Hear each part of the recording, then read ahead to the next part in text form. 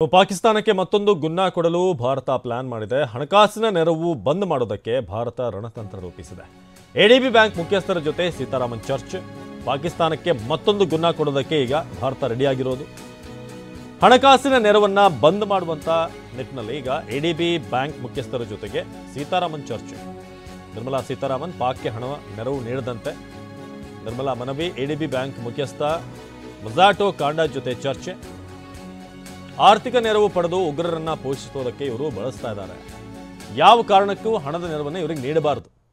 ಮೊಸಾಟೋ ಕಾಂಡಾಗೆ ನಿರ್ಮಲಾ ಸೀತಾರಾಮನ್ ಮನವಿ ಮಾಡಿದ್ದಾರೆ. ಸೊ ಪಾಕಿಸ್ತಾನಕ್ಕೆ ಮತ್ತೊಂದು ಹೊಡೆತ ಕೊಡೋದಕ್ಕೆ ಈಗ ಭಾರತ ರೆಡಿಯಾಗಿರೋದು. ಜಲದಿಕ್ ಒಂದು ಕಡೆ ಜಲಾಸ್ತ್ರ, ಇನ್ನೊಂದು ಕಡೆ ಈಗ ಆರ್ಥಿಕವಾಗಿ ಕೂಡ ಅವರಿಗೆ ಹೊಡೆತ ಕೊಡುವಂಥ ಕೆಲಸಗಳಾಗ್ತಾ ಇದೆ. ಮೊಸಾಟೋ ಕಾಂಡಾಗೆ ನಿರ್ಮಲಾ ಸೀತಾರಾಮನ್ ಮನವಿ ಮಾಡಿದ್ದಾರೆ. ಎಡಿಬಿ ಬ್ಯಾಂಕ್ ಮುಖ್ಯಸ್ಥರು ಹಣಕಾಸಿನ ನೆರವು ಬಂದ್ ಮಾಡಿದರೆ ಒಳ್ಳೆಯದು. ಯಾಕಂದರೆ ಇವರೆಲ್ಲ ಭಯೋತ್ಪಾದಕರನ್ನು ಪೋಷಿಸೋದಕ್ಕೆ, ಅವ್ರನ್ನ ಬೆಳೆಸೋದಕ್ಕೆ ಈ ಹಣವನ್ನು ಬಳಸ್ತಾರೆ. ಇಂಥವರಿಗೆ ಆರ್ಥಿಕ ನೆರವು ಅನಗತ್ಯ ಅಂತ ಹೇಳಿದ್ದಾರೆ.